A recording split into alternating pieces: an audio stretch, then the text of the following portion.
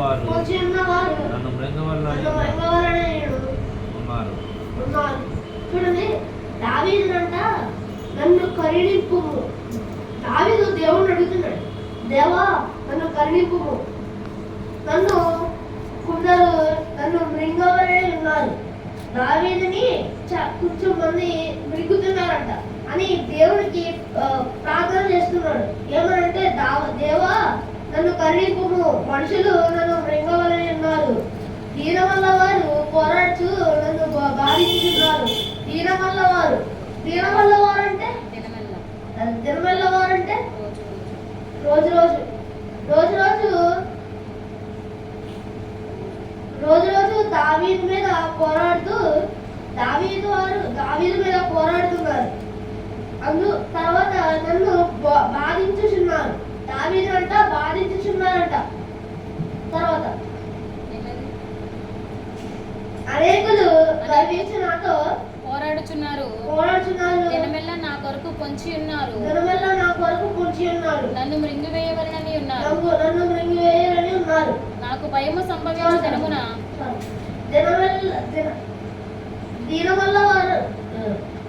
అనేకులు అనేకులంట దావీదు మీద అనేకులు గర్వించారంట. గర్వించి నాతో పోరాడుచున్నారంట, దావీదుతో పోరాడారంట. దినవల్ల నా కొరకు పొంచి ఉన్న వారు నన్ను మృంగవలనే ఉన్నారు. దినవల్ల వారు పొంచి ఉన్న వారు దావీదుని మృంగవలనే ఉన్నారంట. అప్పుడు దావీదుకు భయం కలిగి దేవుడిని ఆశ్రయించడం మొదలుపెట్టాడు. ఇప్పుడు ఒకరి గురించి మరొకరి గురించి చెప్తున్నాడు. చూడండి, ఆదికాండము 32వ అధ్యాయము 22వ వచనం.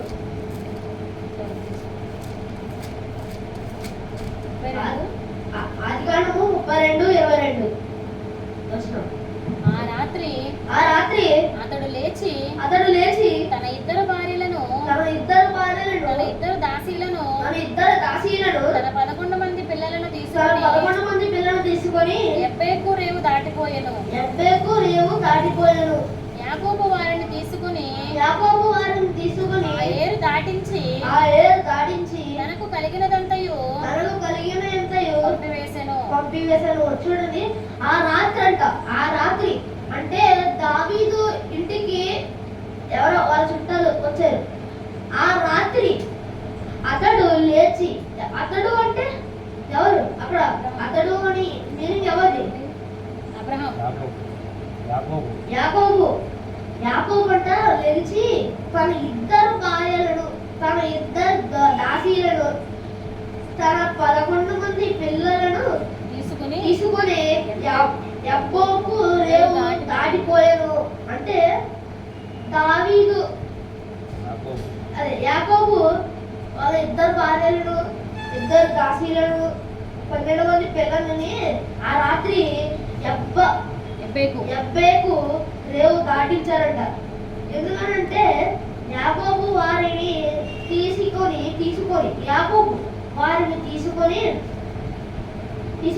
ఆ ఏరు దాటించి తనకు కలిగిన ఎంతయు పంపెను. దావీదంతా వారిని దాడించి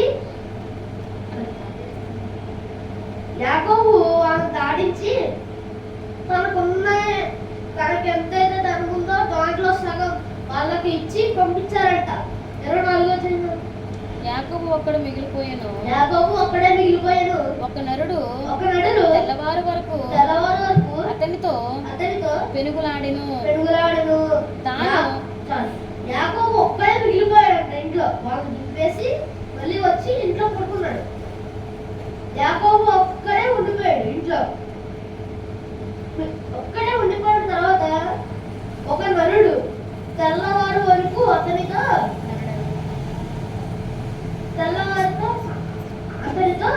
పెనుగులాడాడు. అక్కడ ఆ నరుడు ఎవడు కాదు, అది ఎవరు? అక్కడ ఉన్న ఆ నరుడు ఎవరు? యేసు. దావీదుతో పెనుగులాడాడు, యాకోబుతో పెనుగులాడాడు. చూడండి, ఒక ఇంట్లో ఒక అబ్బాయి ఉంటాడు, ఒక అబ్బాయి ఉండేవాడు. ఆ అబ్బాయి చాలా తెలివైనోడు దాంతో పాటు కొంచెం భయం. అలాగా ఒకరోజు తను రాత్రి 12ంటికి చదువుకుంటుంటే హఠాత్తుగా కరెంట్ అయిపోయింది. కరెంట్ పోయినప్పుడు ఎవ్వరికన్నా భయం వేస్తుంది చీకట్లో. అలాగా అప్పుడు ఆ బాలుడు కరెంట్ అయిపోయినప్పుడు చాలా భయపడ్డాడంట. కానీ వాళ్ళు క్రిస్టియన్స్ అంట. దానికి ముందు రోజు వాళ్ళ చర్చిలో వాళ్ళు పాస్టర్ గారు చెప్పారంట, భయం వేసినప్పుడు దేవుణ్ణి ఆశ్రయించడం మేలు, దేవుణ్ణి ఆశ్రయించండి అని చెప్పారంట. అని చెప్పినప్పుడు ఆ అబ్బాయికి ఆ మాట గుర్తొచ్చి దేవుణ్ణి ఆశ్రయించుతున్నారు, అంటే ప్రార్థన చేస్తున్నారు. దేవా వెలుగు కురిపించుము, దేవా వెలుగు కురిపించుము అని ప్రార్థన చేస్తున్నాడు. వెంటనే దేవుడు వెలుగు కురిపించాడు. ఆమేన్. ఆమేన్. వెంటనే దేవుడు వెలుగు కురిపించాడు. కాబట్టి దేవుణ్ణి ఆశ్రయించుట మేలు. రాజులను నమ్ముకుంటే దేవుణ్ణి ఆశ్రయించటం మేలు. రాజులను చూడండి, ఇప్పుడు ఇద్దరు గురించి చెప్పా. ఎవరు ఇద్దరు? ఒకరు దావీదు, ఒకరు యాకోబు. ఇప్పుడు వీళ్ళ భయపడే విషయంలో గురించి చెప్పా, భయం గురించి చెప్పా. కానీ భయంలో ప్రార్థన గురించి చెప్పాలి కదా. కాబట్టి మొదటి సమయాలు గ్రంథం, ఇంకొకరి గురించి చెప్తున్నా. మొదటి సమయాలు గ్రంథం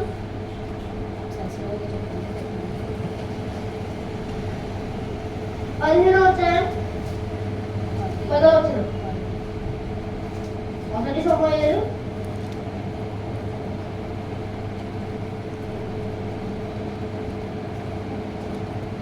సమయాలు 15వ అధ్యాయం 10వ వచనం. 236 పేజీలో ఉంది. 15:10 236 పేజీ. అప్పుడు యెహోవా వాక్కు సమూయేలుకు ప్రత్యక్షమై ఇలాగు సెలవిచ్చెను. ఏమని సెలవిచ్చారు? సౌలు నన్ను అనుసరింపక వెనుక తీసి నా ఆజ్ఞలను కైకొనకపోయెను గనుక అతనిని రాజుగా నిర్ణయించినందుకు నేను పశ్చాత్తాపపడుచున్నాను. అందుకు సమూయేలు కోపావేశుడై రాత్రి అంతా యెహోవాకు మొరపెట్టుచుండెను. అప్పుడు యెహోవా వాక్కు సమూయేలుకు ప్రత్యక్షమైందంట. సమూయేలుకు యెహోవా వాక్కు ప్రత్యక్షమయ్యి ఇలా సెలవిచ్చిందంట. ఏమని? సౌలు నన్ను అనుసరింపగా వెనుక తీసి నా ఆజ్ఞలను గైకొనకపోయెను కనుక అతని రాజుగా నిర్ణయించినందుకు నేను పశ్చాత్తాపపడుచున్నాను. ఎవరిని రాజుగా నిర్ణయించున్నారు? సౌలుని రాజుగా నిర్ణయించున్నారు. కానీ సమూయేలు రాజుగా అవ్వాలి, కానీ సౌలు అయ్యారు. యెహోవా వాక్కు సమూయేలుకి వచ్చి ఎలా చెప్పింది తర్వాత? అందుకు సమూయేలు కోపావేశుడై రాత్రి అంతా యెహోవాకు మొరపెట్టుచుండెను. ఉదయమున సమూయేలు ఆ రాత్రి అంతా సమూయేలు ఆ రాత్రి అంతా కోపావేశుడై, అంటే ఎక్కువ కోపం కలిగి దేవుడి మీద నమ్మకం పోయి, నన్ను ఇలా చేస్తావా దేవా అని అనుకోలేదా, అంటే కోపావేశుడై ఆ రాత్రి అంతా దేవుడికి ప్రార్థన చేశాడంట. అదే మొదలుపెట్టాడంట. మొదలుపెట్టడం అంటే ప్రార్థన చేయడమే కదా. మొదలుపెట్టాడంట. తర్వాత ఉదయమున సౌలు లేచి సమూయేలు లేచి సౌలును ఎదుర్కొనుటకు పోగా సౌలు కర్మెలునకు వచ్చి అక్కడ జయసూచకమైన శిలను నిలిపి తిరిగి గిల్గాలునకు పోయిన సమాచారం వినెను. ఉదయమున అంటే యెహోవాకు సమూయేలు దగ్గరికి వచ్చి చెప్పిన తర్వాత ఉదయంన అదే చెప్పిన రోజు ఆ రాత్ర సమూయేలు చాలా ఏడ్చి కన్నీళ్ళతో ప్రార్థన చేశాడు. చూడండి, కన్నీళ్ళతో ప్రార్థన చేస్తే దేవుడు కనికరించి కాపాడుతాడు. ఎలా ప్రార్థన చేసినా దేవుడు కాపాడుతాడు. కానీ దేవుడు సన్నిధిలో ఉండాలి. దేవుడి వాక్యం ప్రతిరోజు ధ్యానించాలి. ఆ మరుసటి రోజు ఉదయం అంతా సమూయేలు లేచి సౌలును ఎదిరించడానికి పోగా అంట రాత్రి వచ్చిన వాకు సమూయేలు చెప్పింది కదా, సౌలు రాజయ్యారు అని చెప్తే ఇప్పుడు సమూయేలు వెళ్ళి యుద్ధం చేశాడంట, ఎదుర్కొన్నాడంట. పోగా సౌలు సమూయేలునకు వచ్చి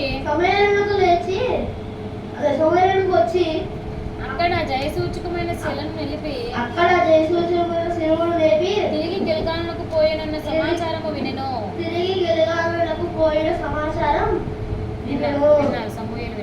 సమూయేలు విన్నారట.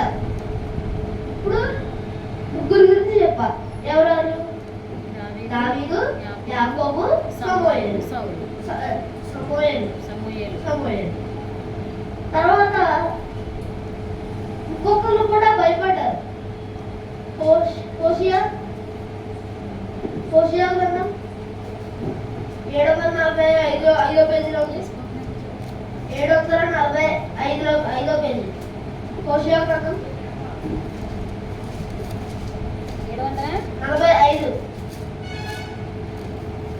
745 పేజీ 12వ అధ్యాయం 3వ వచనం చదవండి. ఇది కూడా యాకోబు గురించి. తల్లి గర్భమందు తన సహోదరుని మడిమను పట్టుకొనిను. తల్లి గర్భమందు యాకోబు తన సహోదరుని మడిమను పట్టుకొనిను. మగసిరి గలవాడై అతడు దేవునితో పోరాడెను. అతడు తల్లి గర్భము ముందు యాకోబు అంట. తల్లి గర్భము ముందు గర్భమందు అంటే కడుపులో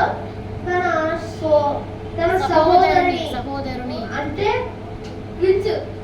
తమ్ముడు, వాళ్ళ తమ్ముడు మడిమెలను పట్టుకొని మగసిరికల వాడై అతడు దేవునితో పోరాడనంట. యాకోబు అంట తల్లి గర్భం ముందు తన సహోదరితో పోరాడనంట. కడుపులోనే సహోదరితో పోరాడాడంట. అది దేవుడితో పోరాడినట్టు లెక్క. యేసు ప్రభుతో. తర్వాత అతడు దూతతో పోరాడి జయమొందెను. అతడు కన్నీరు విడిచి అతన్ని బతిమాలెను. బేతేలులో ఉన్న ఆయన అతనికి ప్రత్యక్షమాయెను. అక్కడ ఆయన మనతో మాట్లాడెను. యెహోవా అని అతడు దూతతో పోరాడి జయముందును. వాళ్ళ సహోదరితో పోరాడిన తర్వాత ఇప్పుడు యేసుతో పోరాడిన తర్వాత దూతతో పోరాడాలి కదా, పరిశుద్ధాత్మతో పోరాడాలి కదా. అదే చేశారు ఇక్కడ. ఎవరు? యాకోబు. ఫస్ట్ దేవుడితో పోరాడి తర్వాత అతడు దూతతో పోరాడి జయముందెను. గెలిచాడంట. దూతతో కూడా పోరాడి గెలిచాడంట. అతడు కన్నీరు విడచి అతని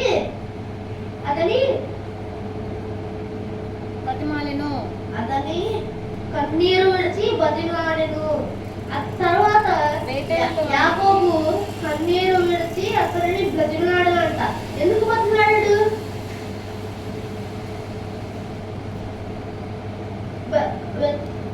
బేతేలులో ఆయన అతనికి ప్రత్యక్షమాయెను.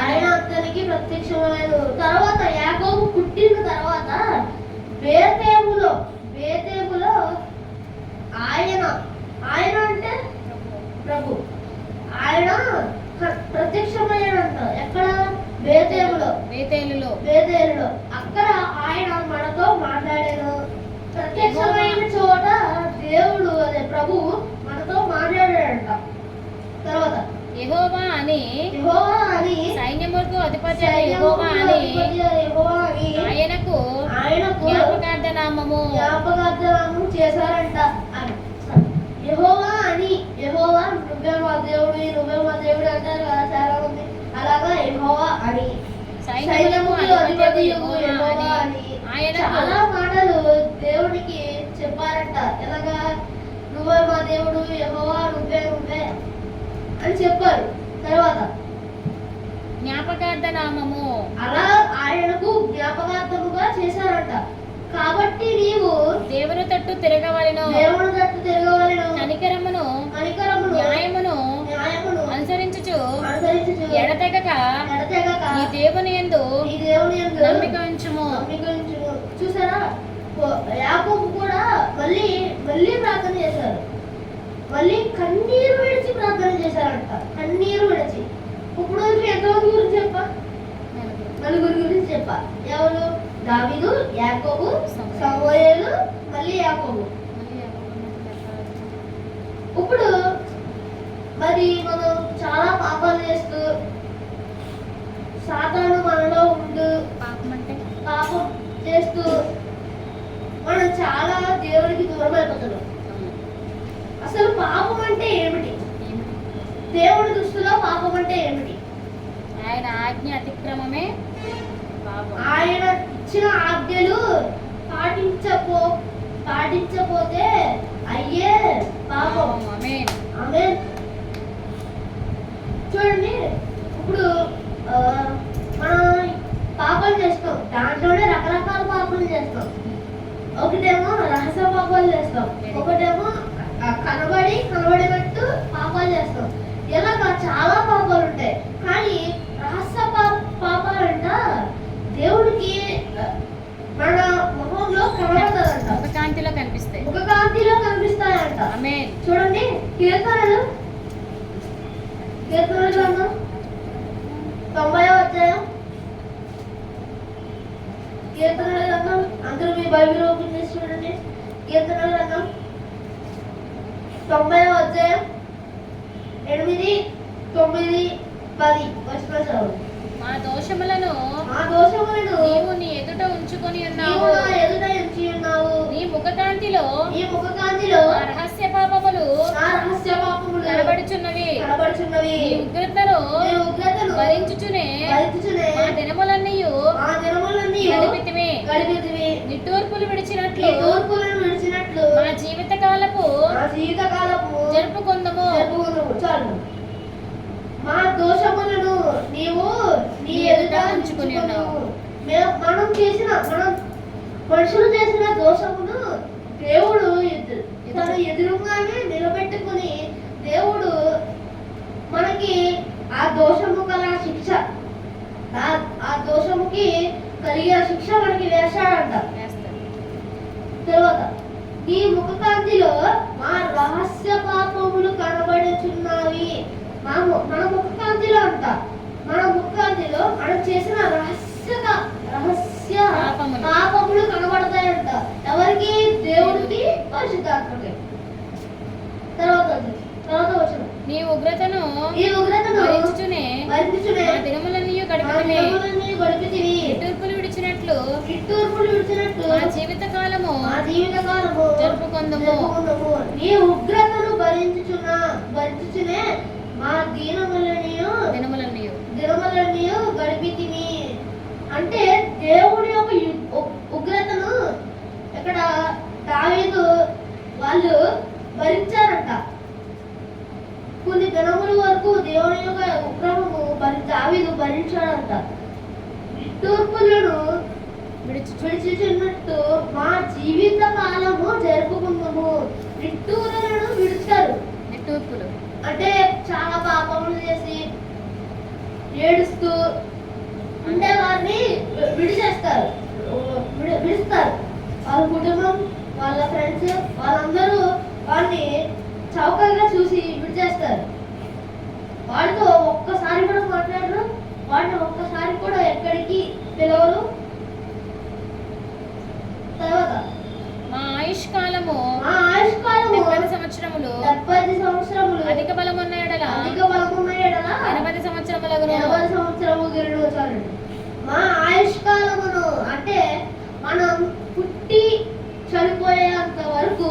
మనకి దేవుడు మన ఆయుష్కాలమును దేవుడు మన ఆవిష్కారమును చేసి మనకి కానుకగా ఇస్తాడు. చూడండి, ఇప్పుడు చిన్న పిల్లడు పుట్టాడు ఒక సంవత్సరం, మళ్ళీ ఆ పిల్లోడే ఒక 85 సంవత్సరాల తర్వాత చనిపోయాడు. ఆ 85 సంవత్సరాల వరకు, అప్పుడు 85 సంవత్సరాల తర్వాత చనిపోయాడు. అప్పుడు ఈ పిల్లడికి ఎన్ని సంవత్సరాలు ఉంటాయి? 86 సంవత్సరాలు. 1 నుండి 85 వరకు 86 సంవత్సరాల వరకు దేవుడిచ్చిన ఆయుష్ను ఆ పిల్లవాడు చాలా మంచిగా వాడుకొని తన జీవిత కాలం అంతయు దేవుడి సన్నిధిలో ఉండి దేవుడు వాక్యం జ్ఞానం చేస్తూ ఉంటే దేవుడు మనకి ఇంకా చాలా ఆయుష్ను మనకు కలిగజేస్తూ ఉంటాడు. కానీ పాపములు చేసే వారికి ఆయుష్ ఎక్కువ ఉండదు, తగ్గిపోతుంది. మనం పుట్టినప్పుడే మన పాపాలు దేవుడికి తెలిసిపోతాయి.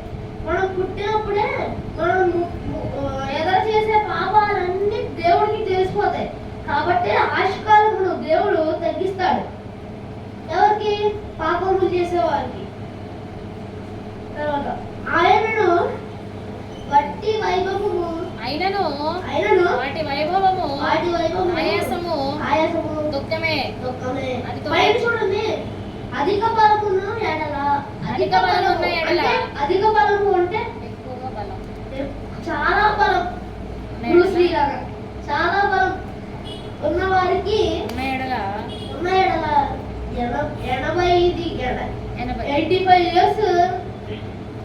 80 ఇయర్స్ ఆయుష్కాలం ఉంటుందంట. ఎవరికి? అధిక బలం ఉన్న వారికి. అదే తక్కువ బలం ఉన్న వారికి 70, 60, 75 అలాగా. అధిక బలమున్న ఎడల 80 సంవత్సరములగును. అయినను వాటి వైభవము ఆయాసమే దుఃఖమే. తర్వాత అది త్వరగా గతించును, మేము ఎగిరిపోదుము. ఆయుష్కాలం ఏది త్వరగా గతించిపోతుంది? ఆయుష్కాలము త్వరగా గతించిపోతుంది. కానీ మనం ఆయుష్కాలాన్ని గతించిపోయే లోపు మనం ఎంత బాగా అయితే ఆయా దేవుడిచ్చిన కానుకను ఆ ఆయుష్కాలమును వాడుకుంటామో మనకి అంత దేవుడు మనకి ఆయుష్కాలం ఇచ్చినప్పుడు మనం మంచిగా వాడుకుంటే దేవుడు ఇంకా ఎక్కువ ఆయుష్కాలం ఇస్తాడు. ఇచ్చిన తర్వాత కొన్ని సంవత్సరాల తర్వాత మనం చనిపోతాం. అప్పుడు మన ఆత్మలంట దేవుడి దగ్గరికి వెళ్తాయంట. దేవుడి దగ్గరికి వెళ్ళినప్పుడు అది మంచి ఆత్మ అయితే స్వర్గానికి వెళ్తుంది, పరిశుద్ధాత్మ దగ్గర ఉంటుంది. అదే చెడు ఆత్మ అయితే సాతాను దగ్గరికి వెళ్ళిపోతుంది, నరకంలోకి వెళ్తుంది. అలాగా దేవుడిచ్చిన వరములన్నింటినీ మనం మంచిగా వాడుకొని దేవుడి సన్నిధిలో ఉండి దేవుడి వాక్యములను ధ్యానించుకుంటూ స్వర్గానికి వెళ్ళాలని, పరలోకానికి వెళ్ళాలని కోరుకుంటూ ఇచ్చిన వాక్యం దేవుడు దీవించింది కాక. ఇప్పుడు వరకు ఎన్ని విషయాలు చెప్పా? 5 విషయాలు. 5 విషయాలా? 5 విషయాలేనా? 5 విషయాలు చెప్పా. ఎవరి గురించి? దావీదు గురించి, యాకోబు, సమూయేలు, మళ్ళీ యాకోబు, తర్వాత మళ్ళీ దావీదు గురించి చెప్పా. ఇప్పుడు మనకి రహస్య పాపములు చేసాం, చాలా చేసాం. కానీ దేవుడు వాటిని క్షమించాలంటే మనం ఏం చేయాలి? ఆయన సన్నిధిలో వచ్చేస్తాం. ప్రతిరోజు ప్రతి సమయం దేవుడితో గడిపి దేవుని వాక్యం చదివి కన్నీరు విడిచి ప్రార్థన చేసి దేవా నా పాపములను క్షమించు అని ప్రార్థన చేస్తే దేవుడు మనకి ఆయుష్కాలమును పెంచి మళ్ళీ మన పాపములను తొలగజేసి మనను రక్షించి దేవుడు ఉంటాడు. ఇప్పుడు మనుషులకు అంట పశ్చాత్తాపం ఉందా? మనుషులకు పశ్చాత్తాపం ఉందా? దేవుని సన్నిధిలో ఒక ఎగ్జాంపుల్ చెప్పండి పశ్చాత్తాపం. మీరు చెప్పండి. మనుషులకి పశ్చాత్తాపం ఉంటుంది. అలాగే యాకోబు కూడా పశ్చాత్తాపం ఉంది. పశ్చాత్తాపడ్డాడు. తర్వాత దేవుడు చెప్పిన పని యాకోబు చేసెను. దేవుడు అంట యాకోబుకి ఒక పని చెప్పాడంట. ఏం పని అంటే చెప్తా. యాకోబుకి ఒక పని చెప్పాడంట. ఏం పని?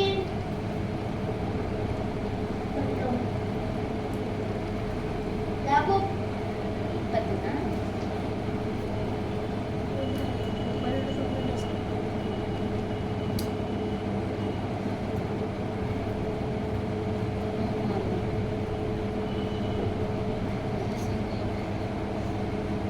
దేవుడు యాకోబుకి ఒక పని చెప్పాడంట. ఏం పని అంటే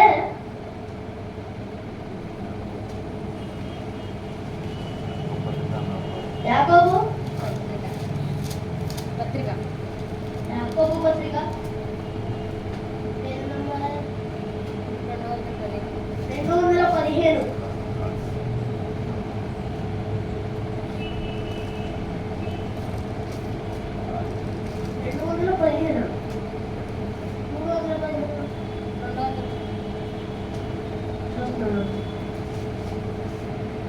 యాకోబు రాసిన పత్రిక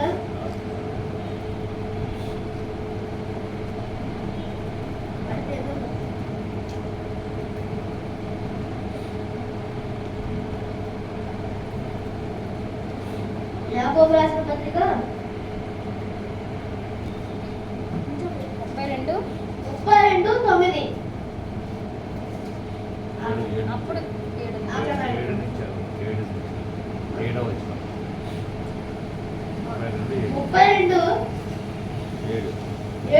యాకోబు మిక్కిలి భయపడి తొందరపడి ఏసావు ఒక గుంపు మీదకు వచ్చి దాని హతము చేసిన ఎడల మిల్లిన గుంపు తప్పించుకొని పోవుకొని తనతో నన్ను జనులను మందలను పశువులను ఒంటెలను 2 గుంపులుగా విభజించెను. అప్పుడు యాకోబు, నా తండ్రి అయిన అబ్రహాము దేవా, నా తండ్రి అయిన ఇస్సాకు దేవా, నీ దేశమునకు నీ బంధువుల యొద్దకు తిరిగి వెళ్ళము. నీకు మేలు చేసేదనని నాతో చెప్పిన యెహోవా నీ సేవకునికి చేసిన సమస్తమైన ఉపకారములకును సమస్త సత్యమునకును అపవిత్రుడను అపాత్రుడను. 7వ వచనం నుంచి 9వ వచనం వరకు దేవుడు చెప్పిన పని అంటే దేవుడు చెప్పిన పని యాకోబు ఎలా చేయాలి అని 7, 8 వచనంలో ఉంది. కానీ 9వ వచనంలో చెప్పిన పని ఉంది. 7వ వచనం, నిన్ను ఎదుర్కొన్న వచ్చిన వాడిని యాకోబు మిక్కిలి భయపడి తొందరపడి ఒక గుంపు మీదకు వచ్చి దాని హతము చేసిన ఎడల మిగిలిన గుంపు తప్పించుకోననుకొని తనతో ఉన్న జనులను మందలను పశువులను ఒంటెలను 2 గుంపులుగా విభాగించెను. యాకోబు అంట